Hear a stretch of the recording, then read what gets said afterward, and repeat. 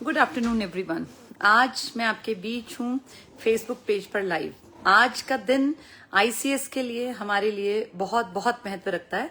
आज आईसीएस को बने हुए 17 साल पूरे हो गए और एक बहुत बड़ी अचीवमेंट मानी जाती है अगर कोई कोचिंग 17 साल तक किसी चीज को मेंटेन कर पाए।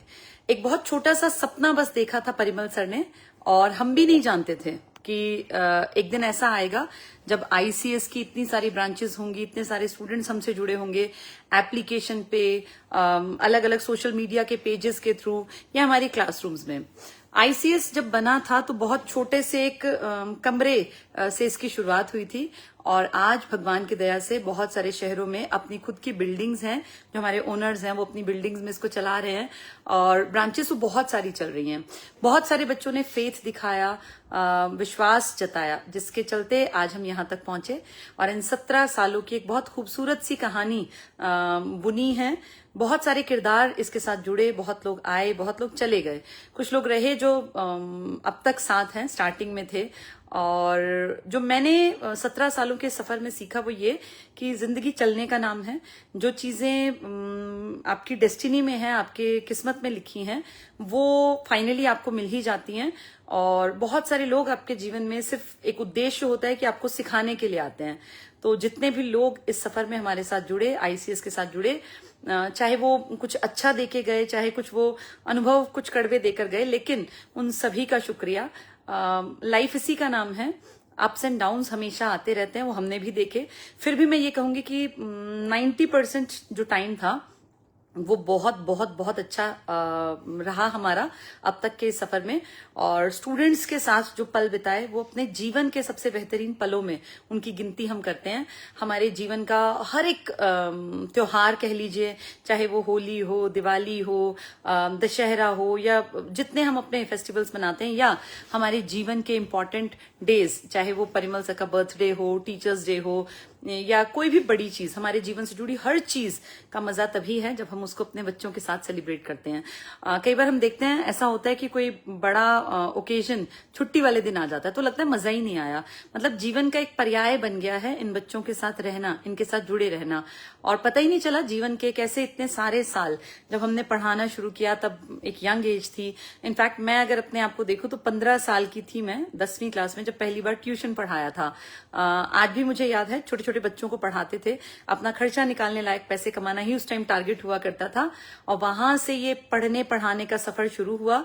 और आज मैं प्राउड से कहती हूँ कि अब जब लौट के देखती हूँ उन चीजों को, आज मैं 43 साल मेरी उम्र है, 15 साल से 43 साल के इस सफर में, तो मैं भगवान का बहुत बहुत शुक्रिया करती हूँ कि इतने अच्छे स्टूडेंट्स दिए जिनके कारण मेरी पढ़ाई का स्तर निखरता गया, सुधरता गया, आगे बढ़ते गए।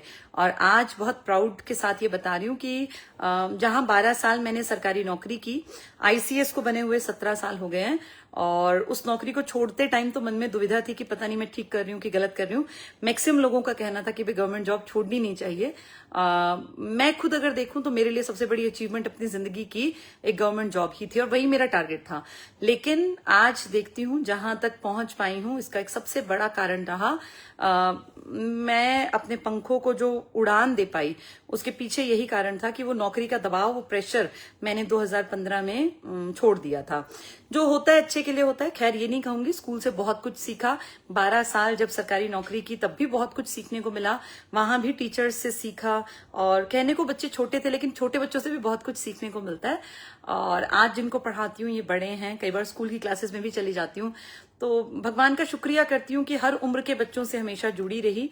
और बस यही प्रे करती हूँ कि जब तक अंतिम सांस चले इस प्रोफेशन को ही as it is carry on करती जाऊं और जितना हो सके अपने बिहाफ पर उतना समाज में देने की कोशिश करूं। आज 17 साल हो गए हैं, इस खुशी में हम सब लोग बैठे हुए थे। आज सेंटर में गर्मी का टाइम है तो ठंडे रसगुल्ले हम लोगों ने बच्चों को बांटे थे, मजे आए उस सब में। बच्चों के साथ ही असली मजे आते हैं। तो सभी टीचर्स बैठे हुए थे तो हमने कहा चलो लाइव कर देते हैं, बातचीत कर लेते हैं। परिमल सर हमारे बीच में हैं। इतना दूर से तो आपको नहीं सुन पाएंगे, आपको यहीं पास में आना पड़ेगा। सारी टीम ही बैठी हुई थी, सबसे मिलवा देती हूँ एक एक करके। परिमल सर स्क्रीन पे हैं, पीछे टीचर्स आपको दिख जाएंगे, सबसे बात कर लेंगे।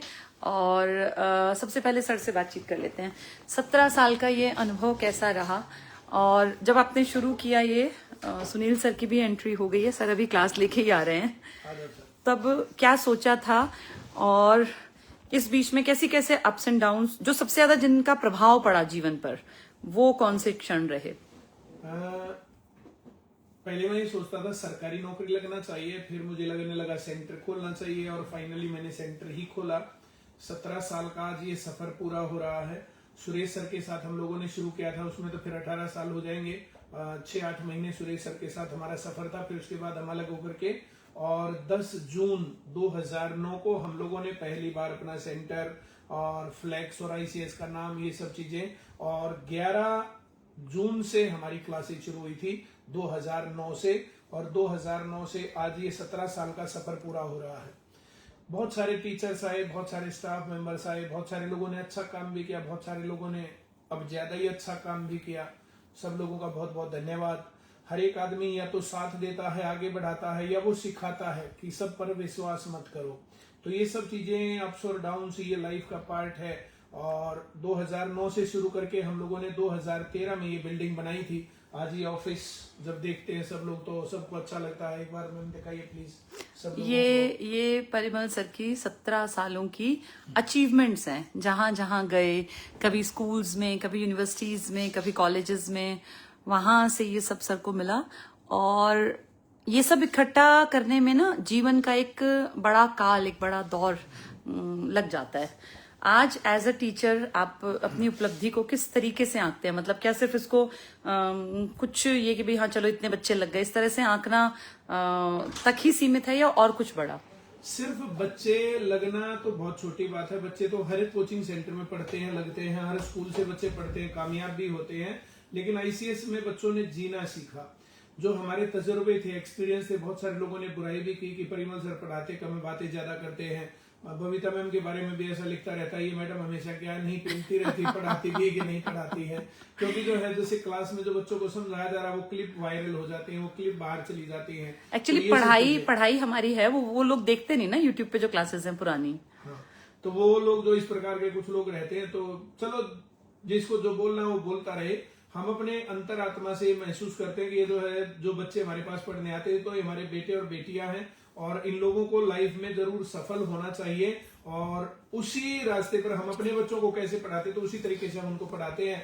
और माँ सरस्वती की कृपा रही, 17 साल का ये सफर बहुत सारे अप्स डाउन्स, बहुत सारे झटकों के बावजूद बहुत बढ़िया तरीके से चल रहा है। और मुझे बहुत प्राउड फील हो रहा है कि हम लोगों ने अलग अलग दौर देखे। हम 9 से 14 की बात करें तो पहले 5 साल हमने सोनीपत में नंबर 1 सेंटर बनाया, 14 से 19 में तो हरियाणा में नंबर 1 बनाया, और 19 से 24 में हम लोगों ने सरकार के साथ बहुत बार उनका साथ भी दिया, विरोध में भी खड़े हुए, पेपर लीक के खिलाफ भी आवाज उठाई, बिना पर्ची बिना खर्ची के लिए भी हम लोग लड़े। लेकिन फिर जो है जैसे इलेक्शन में जो है चुनाव में भी थोड़ा सा साथ देना पड़ा। तो हम लोग जो है ये समझते हैं कि जो एक कोचिंग सेंटर का सफर है, उस कोचिंग सेंटर से ज्यादा हम लोग जो है इसमें अचीव कर पाए, और बहुत लोगों को इमोशनली जोड़ पाए। बहुत बच्चे जो है पढ़ के सरकारी नौकरी लगे हैं। और समाज बदलने का ये ही रास्ता होता है, जब टीचर की इज्जत होने लगे, टीचर का रिगार्ड होने लगे। और हम लोगों ने उस तरीके से इस काम को किया कि आज बहुत सारे टीचर्स सेलिब्रिटी टीचर्स हैं, और आज के टाइम पर तो मीडिया के सामने बिल्कुल टक्कर लेकर के खड़े हैं, और पूरे देश के अंदर मीडिया को टोटल एक्सपोज कर दिया।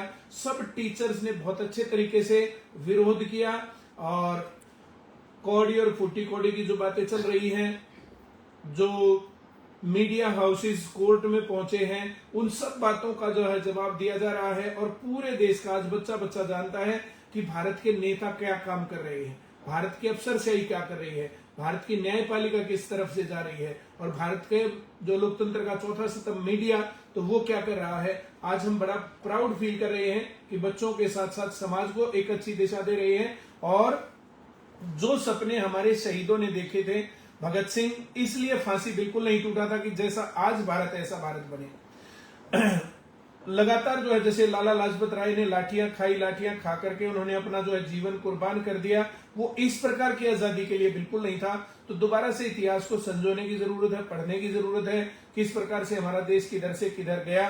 और जो पढ़ाई, स्किल्स और इन सब चीजों के ऊपर काम किया जाना चाहिए वो नहीं हो रहा है। तो उसके लिए जो हम कर सकते हैं वो हम कर रहे हैं। और हम सरकार के ऊपर भी जो है जैसे मांग बना करके सरकार के ऊपर भी बच्चों का जो है जैसे एक स्ट्रेंथ दिखा करके कि इस प्रकार की शिक्षा व्यवस्था होनी चाहिए। भारत के बराबर में ही चीन तभी जो है आजाद हुआ था। अब 1949 में चीन का जो ये सफर है ये कहां पहुंच गया और 1947 में देश आजाद होकर के भारत कहां रह गया। अब उसके अंदर जो बेसिक डिफरेंस है वो तो बेसिक डिफरेंस है, उन्होंने ह्यूमन रिसोर्स के ऊपर काम किया। जनसंख्या की बात है तो जनसंख्या भारत में अब ज्यादा हो गई है चीन से, और लेकिन जो विकास होना चाहिए था उस तरीके का विकास नहीं हुआ है। तो ह्यूमन रिसोर्स के ऊपर जो काम होना चाहिए था, एक एक स्कूल के टीचर हैं, एक एक टीचर के स्कूल हैं, दो दो टीचर के स्कूल हैं, कई स्कूल ऐसे भी जहां पर टीचर नहीं है, कितने ही स्कूल जो है बंद हुए हैं।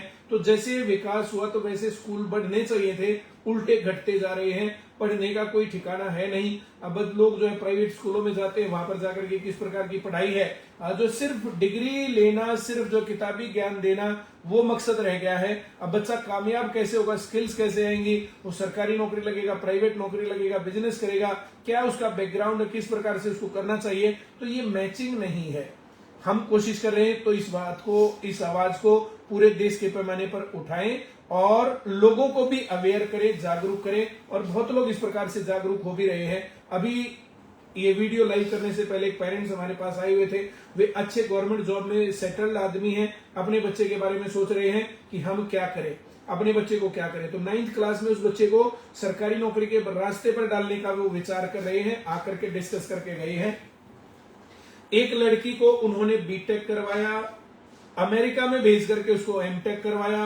अब वहां अमेरिका में आज हाल क्या, विदेशों में हाल क्या, ये सब के सामने है। वहां उसका सेटलमेंट नहीं हुआ, वहां से वो लड़की आकर के इतनी पढ़ाई, इतना खर्चा करने के बाद अब उसकी गवर्नमेंट जॉब के पीएन जितनी सैलरी है। तो गवर्नमेंट जॉब 12वीं क्लास पास करते 1-2 साल की पढ़ाई में गवर्नमेंट जॉब लग सकती है। उसने इतनी मेहनत, इतनी पढ़ाई, इतना सब कुछ किया, फिर क्या मिला। तो ये डिफरेंस मुझे ऐसा फील होता है कि सही डायरेक्शन, सही मार्गदर्शन सब लोगों के लिए जरूरी चीज है, और अपने बच्चे के इंटरेस्ट के अनुसार उनको पढ़ाना, लिखाना और करियर के रास्ते पर चलाना चाहिए। 17 साल पूरे करने पर आज मैं फक्र के साथ कह सकता हूं कि बहुत सारे पेरेंट्स को हमने गाइड किया, स्टूडेंट्स को गाइड किया, यूथ को गाइड किया, और वे देश के साथ जुड़े, देशभक्ति के साथ जुड़े। तिरंगा यात्राएं उन्होंने निकाली, 26 जनवरी 15 अगस्त के ऊपर उन्होंने जो है देश को मजबूत बनाने का संकल्प लिया, और जो ये भ्रष्टाचार, करप्शन, शिक्षा के ऊपर हमले, रोजगार के ऊपर हमले, पेपर लीक और ये सब चीजें हैं, उनके खिलाफ भी यूथ ने भी आवाज उठाई, उनके पेरेंट्स ने भी उनका साथ दिया। तो धीरे धीरे ये यात्रा, जो देश की आजादी के सपने अधूरे हैं उनको पूरे करने की दिशा में हमारा प्रयास चल रहा है। मैं आप सभी लोगों का बहुत धन्यवाद करूंगा। सुनील सर मेरे साथ बैठे हैं, प्रीति मैम बैठी है, अमित सर बैठे हैं, गौरव सर हैं, पवन सर हैं। तो ये हमारी टीम है। इस टीम के दम पर कितने ही बच्चे जो है सरकारी नौकरी लगते हैं, कितने ही पेरेंट्स इस टीम के दम पर हमारे पास अपने बच्चों को भेजते हैं, और हम उन बच्चों को भाई बहन की तरह, बेटा बेटी की तरह, उनको स्टूडेंट्स की तरह बहुत अच्छे तरीके से गाइड करते हैं, मोटिवेट करते हैं, उनकी प्रॉब्लम्स को सुनते हैं और उनको सफलता तक पहुंचाते हैं, सरकारी नौकरी तक पहुंचाते हैं। आईसीएस ने ये 17 साल का सफर आप लोगों के प्यार, सहयोग, आपके मार्गदर्शन के सहारे यहाँ तक पहुंचाया है, और हम पूरी कोशिश करेंगे कि जो उम्मीद आप हमारे से रखते हैं उन उम्मीदों को हम पूरा करेंगे, स्टूडेंट्स की उम्मीदों को पूरा करेंगे, पेरेंट्स की उम्मीदों को पूरा करेंगे, और वे सपने जो हमारे शहीद लेकर के शहीद हो गए देश की आजादी के लिए, उनको पूरा करने का भी प्रयास करेंगे। बहुत बहुत धन्यवाद। जय हिंद, जय भारत। कोई पूछ रहा है केस का क्या हुआ? केस इस प्रकार के होते रहते हैं, मेरे ऊपर कई बार केस हो चुके हैं, बबीता मैम के ऊपर भी केस हो चुके हैं। जब आप आवाज उठाओगे तो फिर ये सब चीजें तो चलती हैं। 17 जून उसकी केस की तारीख लगी हुई है, और मैं और बबीता मैम 17 तारीख को वहां जाएंगे भी, और अदालत में वकील तो ठीक अपनी बात रखता है, हम भी बात रखने की कोशिश करेंगे। जैसे शहीद आजम भगत सिंह ने सेशन कोर्ट में और हाई कोर्ट में बयान दिया था, तो हम भी कोशिश करेंगे वहां पर जाकर के कि क्या चल रहा है, शिक्षा, मीडिया, नेताशाही, अफसरशाही, इन सब बातों के ऊपर हम भी बोल पाए। और वहां नहीं बोलने देंगे तो फिर बाहर आकर के हम जरूर बोलेंगे। तो 17 जून की जो डेट मिली है दिल्ली हाई कोर्ट में, हम लोग सशरीर वहां पर मौजूद रहेंगे। चलिए, कोई लिख रहा है आप आइंस्टाइन जैसे लग रहे हैं अपने हेयर स्टाइल से। मेरे बाल जो है थोड़े से लंबे हो गए, तो ये जो है जैसे थोड़े से बड़े होते तो फिर स्टाइल बदल जाता है, फिर बड़े होते तो फिर स्टाइल बदल जाता है। तो मैं भी ये सोच रहा हूँ कि तुम भी बदल लो भाई, तुम अपना स्टाइल बदल के देख लो। तो ये बाल जो है मेरे जो इस तरीके से जो है कोई बात नहीं। तो ये केस वेस और ये सब चीजें तो ठीक है, जो भी आदमी आवाज उठाएगा तो उसको ये सब चीजें झेलनी पड़ेंगी और हम झेलेंगे। हमने पहले भी झेला है, आगे भी झेलेंगे, बच्चों के लिए आवाज उठाते रहेंगे। ये काम हमारा इसी प्रकार से जारी रहेगा। वो मोहम्मद इकबाल शायद थे, उन्होंने लिखा था कि भगत सिंह इस बार न लेना काया भारतवासी की, देशभक्ति के लिए आज भी सजा मिलेगी फांसी की। मत समझो पूजे जाओगे क्योंकि लड़े थे दुश्मन से, अब रुत ऐसी है कि आंख लड़ी है दिल्ली की अब लंदन से। तो इस प्रकार से सब थोड़े बहुत इधर उधर हो गए होंगे, लेकिन मोहम्मद इकबाल का ये जो नज्म थी, गीत था, ये बहुत प्रासंगिक आज के टाइम पर भी है कि जो यहाँ पर करप्शन के खिलाफ, पेपर लीक के खिलाफ, भ्रष्टाचार के खिलाफ आवाज उठाएगा, उसको यहाँ पर पूजा नहीं जाएगा। उसको हिंदू मुस्लिम के चक्कर में जैसे खान सर का मामला बना दिया, जैसे सभी टीचर्स को जो है 2 कौड़ी का यूट्यूबर बोल दिया गया, कोचिंग माफिया बोला जाता है। तो हम लोग जो ये सब चीजें हैं, हम इन बातों को झेल रहे हैं और कोई दिक्कत नहीं है। इन बच्चों का, पेरेंट्स का जो प्यार हमारे साथ है, इसके दम पर हम लोग बहुत मजबूत स्थिति में हैं। केस और ये सब चीजें चलती रहेंगी, हमारी ये लड़ाई और ये हमारा मिशन भी चलता रहेगा। चलिए, हमारे बीच में है सुनील सर। सर, आपको यहाँ आना पड़ेगा ताकि ऑडिबल रहे आवाज। 17 साल के इस सफर में परिमल सर ने जो सबसे पहले टीचर्स की टीम जोड़ने की शुरुआत की, तो सबसे पहले मैं थी। पहले परिमल सर अकेले पढ़ाते थे, फिर मैं स्कूल में थी, तो कभी कभी मैं स्कूल में से आके जब छुट्टी होती स्कूल में तो हेल्प करती थी। उसके बाद सुनील सर हमसे जुड़े। तो सुनील सर से जानते हैं ये 17 सालों का सफर उनके साथ कैसा रहा। सभी बच्चों को नमस्कार, सभी पेरेंट्स जिनके स्टूडेंट्स हमारे पास पढ़ते हैं, नियर डियर, सबको प्यार भरा नमस्कार। जैसा कि आप लोग जानते हैं, 2009 में आईसीएस की शुरुआत हुई थी। एक पौधे के रूप में ये लगा और आज एक पूरा वटवृक्ष बन चुका है। पूरे नॉर्थ इंडिया में आईसीएस को कौन नहीं जानता। जैसे मैं 2010 में यहाँ पर स्वयं जॉब की तैयारी के लिए आया था, और जैसे हम बचपन से इस सबके साथ ही रहे हैं, स्कूल में एक साथ पढ़े हैं, तो चलो भाई मैं भी जॉब के लिए तैयारी कर ही लूँ। तो 2010 में जब आया तो जैसे एस्टेट का उस समय क्रेज चला हुआ था। तब स्टेट था सर या एस्टेट था? एस्टेट। अच्छा, एस्टेट आ गया तो था। उस समय अच्छा, एस्टेट 2008 में। तो उसमें जैसे फिर मेरा क्लियर भी हो गया था, दिसंबर के आसपास ये एग्जाम था, जनवरी में उसका रिजल्ट भी आ गया था। फिर सर बोले कि स्कूल में कंटिन्यू, मैं पहले स्कूल में टीच करता था, तो सर बोले कोई नहीं, चलो हम एक साथ फिर दोबारा जुड़ते हैं, काम करते हैं। तो 2010 से जैसे दिसंबर से, उसके बाद फिर जुलाई 2011 में मैंने स्कूल को ऑफ कर दिया था, सी ऑफ करके आ गया था, और सर के साथ तब से कंटिन्यू है। और बड़ा अच्छा अनुभव है लाइफ का भी। और जैसे बोलते हैं भाई टीचर पढ़ाते हैं, बीच बीच में बात करते हैं, तो एक बात सर को बता दें, किताबी कीड़ा बनने से भी नौकरी नहीं लगती। और जो व्यवहारिक ज्ञान आता है, ये जो बीच बीच में बातें होती है, इसी से आता है। और जब आपका किताबी ज्ञान व्यवहारिक ज्ञान में ढलता है, तब आप नौकरी की तरफ बढ़ते हो। ये बातचीत फालतू की नहीं होती, आपके लिए बड़ी महत्वपूर्ण होती है। और अब हमारे स्टूडेंट इस बात को जानते हुए बड़े मज़े से चटकारे लेकर पूरी बातें सुनते हैं और अप्लाई भी करते हैं। तो बड़ा ही अच्छा अनुभव रहा। यहाँ पर बहुत सारे साथी रहे भी, गए भी। लेकिन देखो, पहली जो जैसे संस्था है, तो संस्था के साथ जुड़ना एक ईमानदारी होती है, स्वार्थ नहीं होता। अगर जो आप ईमानदारी से खड़े हैं तो संस्था भी कभी पीछे नहीं हटती। अगर जो आप स्वार्थ के साथ जुड़े हैं तो स्वार्थ तो भैया अपने आप से स्वयं से पूरा होगा, दूसरे से स्वार्थ पूरा नहीं होता। बड़ा ही अच्छे हमारे स्टूडेंट और बहुत सारे जो पर हैं, अब भी मिलते रहते हैं। जैसे भी सर ने डिस्कस किया था, कोई अमेरिका से बीटेक, अभी 1 महीना पहले मेरे सामने भी ऐसा केस आया। हरियाणा सरकार में पीजीटी मैथ है, और उनकी जैसे उनकी मिसिज जो है नर्सिंग ऑफिसर है हरियाणा सरकार में ही, तो उनका बेटा 2 साल कनाडा रह के आया, वहाँ पर जॉब करके आया। अभी वो वापस इंडिया में आ गया, उसको शूट नहीं किया, फाइनेंशियल भी और दूसरे तरीके से भी। अब फिर वो बच्चा दोबारा गवर्नमेंट जॉब की तैयारी कर रहा है, 2 साल कनाडा में रह के आके, और यहाँ पर अपने देश में आकर फिर। तो इससे अंदाज़ा लगा सकते हो कि पहले से ही हमें अपना अच्छे तरीके से कदम उठाना चाहिए कि बाद में यू टर्न ना लेना पड़े। अगर एक बार आप यू टर्न लेते हो तो आप लाइफ में बहुत पीछे भी जाते हैं और बहुत सारी चीज़ें आगे बढ़ जाती हैं। और बस इतना ही। वैसे तो कहने को तो कितनी भी बातें कर सकते हैं, अध्यापक आखिर ऐसी बात नहीं। जी सर। और सबको नमस्कार। चलिए सर, तो हमारे बीच में सुनील सर थे, खुद पढ़ने आए थे, सर के अच्छे दोस्त रहे और पढ़े। उस जमाने में एस्टेट नया नया शुरू हुआ था तो सर ने उसकी तैयारी की, तब एज स्टूडेंट बैठते थे, फिर पढ़ाने लगे। और जितने बच्चे अब जॉब्स में हैं, कोई Haryana police, Delhi police, Chandigarh police, Rajasthan police, UP police में, न जाने कितने डिपार्टमेंट में, इसके अलावा टीचिंग में, तो सब जानते हैं कि सर जो हैं इतना ज्यादा डिटेल में पढ़ा देते हैं कि किसी बच्चे के कोई क्वेश्चन छूटने का कोई चांस ही नहीं बचता। और सर की क्लासेस अगर रेगुलरिटी से ली जाए तो अपना जो कहते हैं ना, जिसको मेंटल लेवल कहते हैं, वो भी बढ़ जाता है, क्योंकि साइंस आपको तार्किक बनाती है, साइंस आपको कहीं ना कहीं तर्क सिखा देती है। चलिए, हमारे बीच में है इंग्लिश वाली मैडम के नाम से इनकी पहचान है, और प्रीति मैम है। प्रीति भी पहले पढ़ती थी, अपना पेपर क्लियर किया, फिर परिमल सर के ही गांव से हैं, तो वैसे ही बस शुरुआत हुई थी कि एक जब हमने स्कूली ब्रांचेस शुरू की कि स्कूल में पढ़ाएंगी, और सब्जेक्ट भी शायद एसएसटी दिया था, फिर वहां से जरूरत पड़ी हमें एक इंग्लिश के टीचर की, तो प्रीति ने क्योंकि खुद कॉम्पिटिटिव एग्जाम्स दिए हुए थे, क्रैक किए हुए थे, और इसका सिलेक्शन हो गया था, तो वहां से ये हमारे साथ जुड़ी, और अब प्रीति को भी कई साल हो गए हैं, कई साल का एक्सपीरियंस है। चलिए बातचीत करते हैं प्रीति से। Good evening everyone. Good evening तो नहीं हुई है, बस अभी तो आफ्टरनून ही है। आज थोड़ा गला भी खराब है, तो इसके लिए थोड़ा सा माफ़ी भी चाहूँगी आप लोगों से। मुझे आईसीएस में आए हुए 4-5 साल हो गए हैं, और यहाँ पर आने के बाद, मतलब ये नहीं कि बड़ाई वाली बात है, क्योंकि मैं यहाँ पर काम करती हूँ इसलिए मैं ये सब बातें बोल रही हूँ। बेटा, कुछ चीज़ें हमें यहाँ पर रहने का, किसी फील्ड में जाकर वहाँ पर काम करने पे, वहाँ पर रहने के बाद पता चलती है कि कौन कहाँ पर स्टैंड करता है और सच्चाई क्या होती है।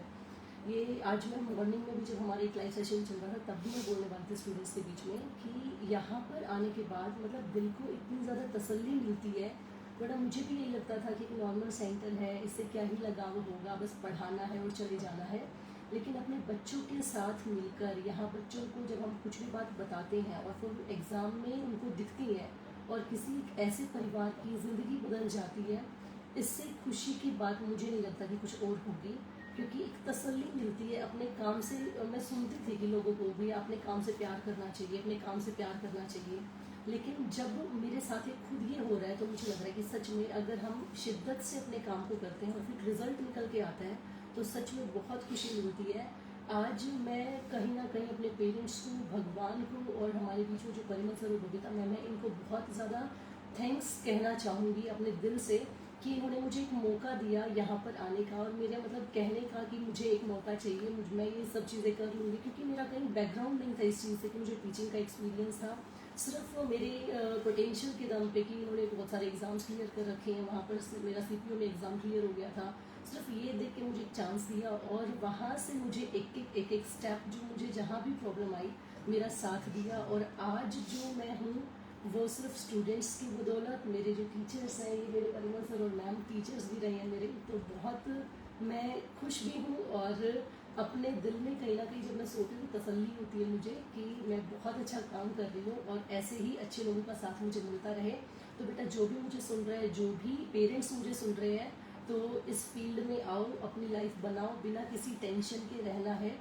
और सबसे ज़रूरी आज के टाइम पे अवेयर रहना है कि चारों तरफ चल क्या रहा है। सिर्फ पढ़ाई के बेसिस पे अगर हम देखते रहें कि पढ़ाई सब कुछ है, बस पढ़ाई के पीछे लगे रहें, तो चारों तरफ भी देखना है कौन क्या कर रहा है। सिर्फ पढ़ाई के बेसिस पे हमें कहीं भी भटका रहा है, कभी खान सर को देखें या किसी और मीडिया वाले को देखें, तो वो कहीं ना कहीं जाकर ये नीट का पेपर ये दबा दिया है, टीचर्स को जो बीच में लेके आए हैं कि 2 कौड़ी का बोल दिया है या कुछ और, अभी ना मुद्दे से भटका दिया है कि नीट का पेपर दब गया है। सीबीएसई की जो आवाज़ लोग उठा रहे थे वो दब गई है, जो हमारे जो ये सीजेपी पार्टी बन रही थी वो भी कहीं ना कहीं दब गई है।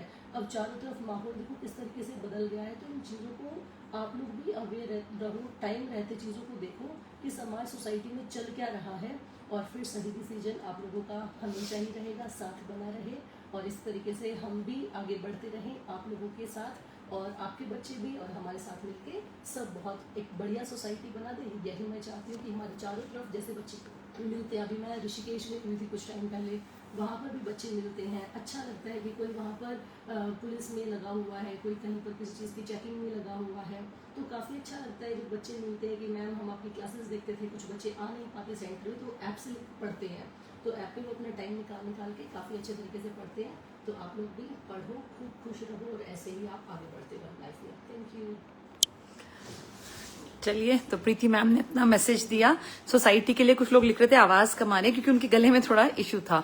एक्चुअली हम टीचर्स जो ना पूरा दिन क्लासेस होती हैं, बोलते रहते हैं लगातार, तो उस कारण से हमारा जो ये वोकल कॉर्ड का सारा सिस्टम है ना, ये थोड़ा सा कभी कभी परेशान होके बैठ जाता है गला। चलिए, हमारे बीच में है हिंदी वाले सर पवन सर। पवन सर राजस्थान से आके अपनी एक पहचान बना चुके हैं हरियाणा में, और हरियाणा और राजस्थान की तो सीमा लगती है, आप जानते हैं। सर की भाषा जो है बहुत बच्चे उससे प्रभावित होकर, इनकी राइटिंग की स्किल बहुत ही अच्छी है, बहुत साफ सुंदर स्पष्ट लिखते हैं, तो बहुत सारे बच्चे इनके फैन हैं। मिलते हैं सर से। सबसे पहले सभी को नमस्कार, राम राम, सत श्री अकाल। मेरा जो सफर है सर के साथ बहुत ही बढ़िया रहा। मुझे इस संस्था से जुड़े हुए कम से कम 6 ईयर्स हो गए हैं, क्योंकि मैं आया था 21 मार्च 2021 के अंदर आया था और अभी 2026 चल रहा है।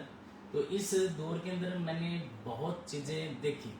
फर्स्ट डे जब मैं आया था ना, तो मेरा मन किया कि मैं यहाँ नहीं रहूँगा, जाऊँगा, लेकिन मुझे याद है कि फर्स्ट डे ही शायद मैम आप मिले थे मेरे को, आप जी ऑफिस के अंदर जी। तो मैडम ने मेरे दिमाग को चेंज कर दिया कि सर ये जो फिल्म स्टार होते हैं या बड़ी बड़ी हस्तियाँ होती है, ये अपने घर से बाहर रहती है, आप बाहर रहोगे तो बहुत सारी चीज़ें सीख जाओगे। मैंने मैडम की वो बात कैच की और मैं यहाँ पर रुका, और उसके बाद मेरे को जो इज्जत मान सम्मान इस सेंटर में मिला, शायद में भी ऐसा कहीं नहीं मिला।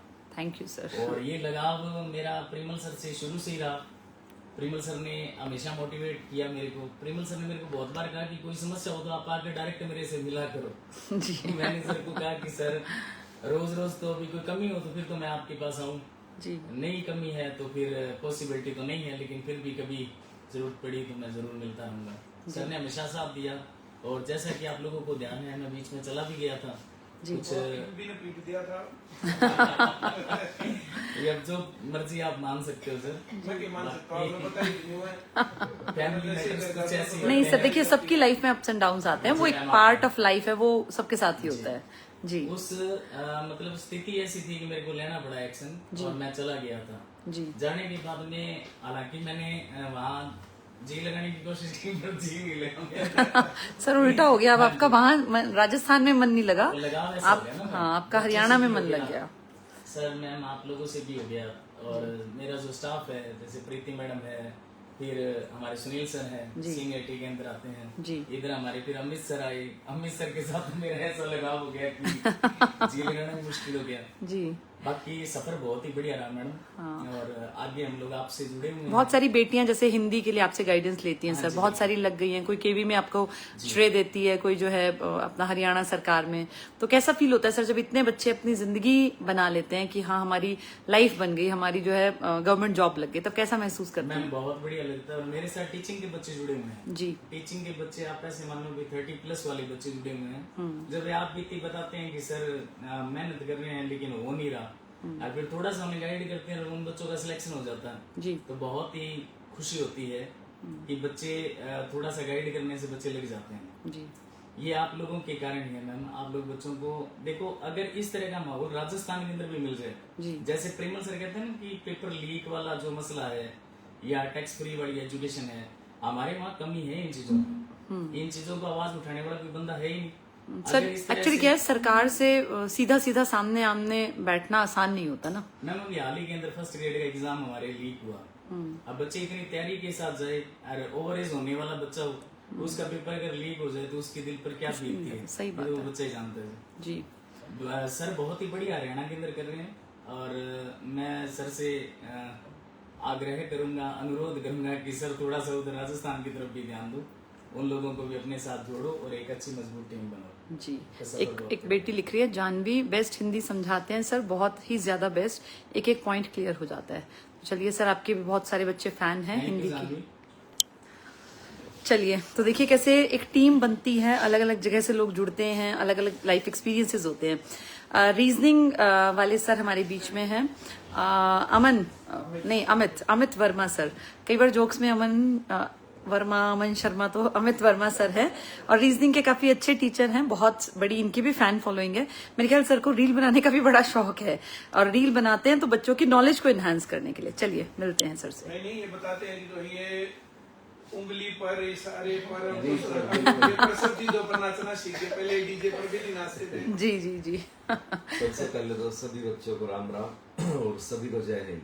देखिए अभी जैसे रील की बात मैम ने की तो परिमल सर ने एकदम से बोला कि उंगली पे नाचना, ये करना, ये हमारी एक लाइफ का पार्ट होता है। जी। हम सारा दिन सभी बच्चों के साथ रहते हैं, पढ़ते हैं, पढ़ाते हैं, उसके बाद फिर कुछ समय हम अपने लिए निकालते हैं। तो उस समय पर मान लीजिए कुछ भी किसी भी तरीके से फैमिली में हम अपने आप को इन्वॉल्व करते हैं जी। और वो चीजें परिमल सर की मुझे सबसे खास बात अच्छी ये लगी कि हर टाइम है ना, यानी कि किसी के चेहरे पे उदासी नहीं आने देते। कुछ भी बात हो तभी कुछ ना कुछ ऐसा पॉइंट मार देते हैं कि बंदा सारी चीजों को भूल के और बिल्कुल हंसमुख हो जाता है। जी। और मुझे मैडम 2 साल हो गए ICS से जुड़े और मेरा भी लगभग यहाँ से पहले 10-12 साल का एक्सपीरियंस रहा है। जी। और जो मैंने फील किया वो ये फील किया है कि ICS में आने के बाद एक कोचिंग सेंटर जैसा कभी फील नहीं होता, एक अपने परिवार की तरह फील होता है। जैसे मैडम के साथ बैठे हैं, सर के साथ बैठे हैं, सुनील सर के साथ बैठे हैं, किसी भी staff member, even office staff के साथ भी अगर हम बैठे हैं तो हमें यही फील होता है कि भाई हम अपने घर में बैठे हैं, अपने परिवार के बीच बैठे हैं। साथ में बच्चों का जो प्यार है वो यहाँ पर आके, ऐसा नहीं कि बच्चों का प्यार नहीं मिला, लेकिन यहाँ पर आने के बाद जो बच्चों का प्यार मिला वो एक अलग ही लेवल का था, अलग ही तरह की रिस्पेक्ट यहाँ पर बहुत ज़्यादा फील हुई। और कुछ बच्चे जैसे अभी परिमल सर के बारे में भी जैसे बोल देते हैं कि भाई परिमल सर पिटाई करते हैं, तो बेटा एक बात मैं आपको बताना चाहूँगा, एक छोटी सी कहानी है, बस 10-12 लाइन की, वो बताना चाहूँगा कि एक बार 2 पत्थर होते हैं और एक पत्थर मूर्तिकार के पास जाता है और बोलता है कि तूने इस मूर्ति को बनाया, भगवान का रूप दिया, भगवान का दर्जा दिया, लेकिन मैं भी ये चाहता हूँ कि तुम मुझे भी है ना भगवान का रूप दो, भगवान की सूरत मेरे अंदर बना दो ताकि लोग मुझे पूजे। तो मूर्तिकार ने कहा मैं तुझे भगवान बना दूंगा लेकिन तुझे थोड़ा कष्ट झेलना पड़ेगा। तो पत्थर ने कहा ठीक है, मैं हर तरह के कष्ट झेलने के लिए तैयार हूँ, कहने में और करने में फर्क होता है। तो पत्थर ने कहा कि ठीक है, आप अपनी कार्रवाई शुरू कीजिए और अपने औजार उठाइए और मुझे भगवान का रूप देने की कोशिश कीजिए। जैसे ही वो मूर्तिकार इधर उधर से चोटें मारता है छेनिया थोड़े से, तो पत्थर को दर्द फील होता है। अब वो थोड़ा थोड़ा सहता है और फिर आगे बढ़ने का प्रोसेस ये पूरा होता है। लेकिन जैसे ही मूर्तिकार उसको भगवान का दर्जा देने के लिए तैयार होता है तो वो पत्थर जो है ना वो बिल्कुल बेजान सा हो गया और जवाब दे देता कि बस अब मैं नहीं झेल पाऊंगा। तो मूर्तिकार बोलता है कि थोड़ा सा और दर्द तुझे सहना पड़ेगा तो भगवान का रूप तुझे मिल जाएगा। तो पत्थर क्या करता है कि हाथ जोड़ देता है कि अब मेरे बस के नहीं है। तो जैसे ही उसने मना किया तो हुआ क्या कि अब जो पत्थर था जिसे मूर्ति भगवान का दर्जा मिलने वाला था उसको मंदिर में रखा गया और जिसने कष्ट झेले और मूर्तिकार की सारी बातों को माना उसको एक भगवान की मूर्ति के रूप में कन्वर्ट कर दिया गया। अब सारे क्या करते, जिसने कष्ट सहे, कष्ट झेले, वो भगवान बन गया और जिसने कष्ट झेलते झेलते बीच में अपने हाथ उठा दिए उसको वो पत्थर बनाया गया जिस पर हर बार नारियल फोड़ करके हम चढ़ाते हैं। तो कहने का तात्पर्य ये है कि जैसे सर पिटाई करते हैं या फिर ICS की टीम आपको होमवर्क का काम करने के लिए बोलती है, डांटती है, फटकारती है, वो सिर्फ और सिर्फ आपको एक अच्छा रूप, एक अच्छा आपको एक यानी कि समाज में एक अच्छी छवि देने के लिए ये सारे काम करती है। अब आपके ऊपर है कि आपको वो वाला पत्थर बनना है कि जिस पर हर बार हम नारियल फोड़ करके मतलब उसको दर्द फील कराएं, या फिर आपको वो पत्थर बनना है जिससे कि हम भगवान की तरह लोग हमें पूजे। कहने का तात्पर्य ये है कि अगर आप थोड़ा सा कष्ट झेलोगे, टीचर की बातों को मानोगे, माता पिता की बातों को मानोगे, तो आप वो पत्थर बन जाओगे जिससे तुम फिर दुनिया में भगवान की तरह पूजे जाओगे। और अगर अपने सफर को बीच में छोड़ दिया तो फिर उस पर तो फिर रोज वार होंगे और रोज तुम्हें दर्द झेलना पड़ेगा। तो बस मैं यही कहना चाहता हूँ कि अपनी सच्ची लगन से लगे रहें और तैयारी करते रहें। ICS की पूरी टीम बहुत शानदार टीम है। सर और मैडम बहुत, इनके बारे में तो जितना भी कहें उतना कम है। किसी बात के मोहताज नहीं कि हम ये बातें 2 बातें सर के बारे में या मैडम के बारे में कहें। ये हमारा मतलब कि सौभाग्य है कि हम इस प्लेटफॉर्म पर आए और इन बच्चों के साथ हम जुड़े और अपना ज्ञान जो है इन बच्चों में हम बांट पाए। मेरी तरफ से ICS कोचिंग सेंटर को बहुत सारी शुभकामनाएं और सर और मैडम को भी मेरी तरफ से बहुत बहुत धन्यवाद। Thank you sir. तो ये थे अमित वर्मा सर, रीजनिंग पढ़ाते हैं और इनको बच्चे शक्ति कह के बुलाते हैं। तो एक हमारे बीच में और हैं हमारे सर, अभी नए ही जुड़े हैं, बायोलॉजी नहीं, अच्छा बाहर चले गए वो। तो ये हमारी एक छोटी सी टीम है, पूरी कोशिश करते हैं कि अपना बेस्ट दे पाएं। और हमारे सभी टीचर्स जो है ना, मैक्सिमम लोग अपने जीवन का एक बड़ा हिस्सा हम लोगों ने टीचिंग पे लगा दिया, इसी उम्मीद में कि समाज में कुछ बेहतर रिजल्ट बनकर सामने आएगा। और जब हमें बड़ी खुशी होती है जब देखते हैं कि कहीं पुलिस वाले हमारे बच्चे खड़े हुए हैं, कहीं टीचिंग डिपार्टमेंट में हमारी स्टूडेंट्स पहुंचे हुए हैं, कहीं क्लर्क लगे हुए हैं, कहीं बिजली विभाग में, कहीं और जो ये ग्राम सचिव है या ALM है, बहुत सारी नौकरियां अलग अलग डिपार्टमेंट में भी सेवाएं दे रहे हैं। तो एक कोचिंग सेंटर का जो टारगेट होता है, ईश्वर की बड़ी कृपा रही हमारे सेंटर पर, ये हम काफी हद तक अचीव करने में सक्सेसफुल रहे। थोड़ी बहुत कमियां जो हमें फील हुई, हमने टाइम के साथ उनको भी कोशिश की कि ठीक कर दी जाए। पर देखिए, इंसान का जीवन पर्यंत सीखने के लिए बना है, तो अभी भी जो कमियां हैं उस पर लगातार हमारी टीम काम करती है। और एक अच्छी बात यह है कि हम सब पढ़ते हैं, हम डेली पढ़ते हैं ताकि अपनी नॉलेज के लेवल को बढ़ा सकें। और बस यही हमारा टारगेट है कि जब तक पढ़ाएंगे, जब तक इस फील्ड में काम करेंगे, तब तक अपना बेस्ट देते रहेंगे। और रही टाइम की बातें कि कभी कोई लिख रहा था केस हो गया, ये हो गया, तो ये तो आनी जानी चीजें हैं। आप अगर किसी भी चीज का विरोध करते हैं, सही के पक्ष में अगर आप खड़े होते हैं, तो थोड़ा सा विरोध तो आपको झेलना पड़ेगा। पर मैं एक बात बहुत बहुत प्राउड के साथ कह सकती हूँ कि भारत में बहुत सारे टीचर्स बहुत अच्छा काम कर रहे हैं। अलग अलग प्लेटफॉर्म्स के माध्यम से बहुत सारी जागरूकता इंडियन सोसाइटी में आज की डेट में फैल गई है। आज से 15 साल पहले, 20 साल पहले जागरूकता की बहुत कमी थी, लेकिन आज आप देखें स्कूल के बच्चे, कॉलेज के बच्चे, यूनिवर्सिटीज के बच्चे, कोचिंग के बच्चे, सब लोग जागरूक हैं। आज देश में क्या हो रहा है, अपनी अपनी राय सबकी बन गई है और ये एक पॉजिटिव साइन है। कहीं ना कहीं हमारे टीचर्स अपना काम करने में सक्सेसफुल हो रहे हैं और शायद यही एक कारण है मीडिया का टीचर से जलने का, क्योंकि ये काम जागरूकता फैलाने का था तो मीडिया का, लेकिन इसको अपने हाथों में ले लिया टीचर्स ने। तो चलिए, किसी भी देश को आगे बढ़ाने में टीचर्स अगर दमदार तरीके से अपना रोल प्ले करते रहेंगे, किसी भी टीचर की, मुझे लगता है 99% टीचर्स कोई पॉलिटिक्स में नहीं जाना चाहता, पर पॉलिटिक्स के बारे में बोलना पड़ता है क्योंकि पॉलिटिकल हालात कहीं ना कहीं प्रभावित करते हैं बच्चों के भविष्य को। तो कई लोग कहते हैं कि आप पॉलिटिक्स की बातें क्यों करते हैं, तो अगर टीचर्स नहीं करेंगे, हमें दिख रहा है गलत हो रहा है, नीट का पेपर लीक हुआ, हमने ये पुरजोर कोशिश की, हर एक टीचर ने अपने अपने प्लेटफॉर्म के माध्यम से, चाहे उसकी रीच 1000 की थी, चाहे 1 मिलियन की थी या 10 मिलियन की, तो देखिए वो आवाज बनी ना। CBSE के ये ऑन स्क्रीन जो इन्होंने पेपर चेकिंग की है, इसका हमने विरोध किया। हमने का मतलब यहाँ पूरे टीचिंग से जुड़े लोगों की बात कर रही हूँ। तो देखिए ये नेशनल मुद्दा बना, लेकिन बस ये थोड़ा सा हम कहीं ना कहीं ये गड़बड़ फील कर रहे हैं कि उस नेशनल मुद्दे को हटा के और सारा ध्यान पूरे मीडिया का, पूरी सोसाइटी का, सबका है कि टीचर्स के ऊपर केस हो गया। तो ये बातें हमें और समझनी पड़ेगी, यानी हमें भी थोड़ा सा समझदार बनना पड़ेगा। और जो गलत कोई भी कुछ बोलता है तो हर एक को जवाब नहीं देंगे आगे से, और कोशिश करेंगे कि नेशनल मुद्दे जिनकी जरूरत है डिस्कस किए जाने की, उन पे बात करें। तो आज ये बातचीत यहीं खत्म करते हैं। 17 साल का ये खूबसूरत सफर आप लोगों के प्यार, विश्वास, आपके सहयोग के कारण यहां तक आया और उम्मीद करती हूँ ये ऐसे ही जारी रहेगा। हम सब टीचर्स की मेहनत और आप लोगों की मेहनत के कारण आज ICS का एक नाम है। लगभग हर एक फील्ड में ICS के स्टूडेंट्स अपनी सेवाएं दे रहे हैं। और मैं ये जानती हूँ जो हमारे पास पढ़ गया, उस बच्चे में चाहे वो हो सकता है बहुत ज्यादा रुपए ना कमाए, हो सकता है वो 50, 60, 70 हजार तक की नौकरी तक ही पहुंचे, लेकिन मैं ये जानती हूँ जो हमारी क्लास में बैठा है, जिसने हमारी बातों को ध्यान से सुना है, वो 100% अपनी जिंदगी में एक कामयाब इंसान बन जाएगा। ईमानदारी का पाठ काफी हद तक वो यहाँ से सीख के जाता है और एक अच्छा इंसान बनने के लिए जो बेसिक चीजें हैं वो उसके अंदर जरूर आ गई होंगी। तो बहुत सारा प्यार, आशीर्वाद अपने सभी पुराने स्टूडेंट्स को। इन 17 सालों में जिन लोगों ने हमारा साथ निभाया, उन सभी का दिल से शुक्रिया। जिन लोगों ने हमसे जुड़ के कहीं ना कहीं कुछ ना कुछ अपनी जिंदगी में अचीव कर लिया, उन सबका भी शुक्रिया, उनके फेथ का, उनके उस विश्वास का, उसके सहयोग का।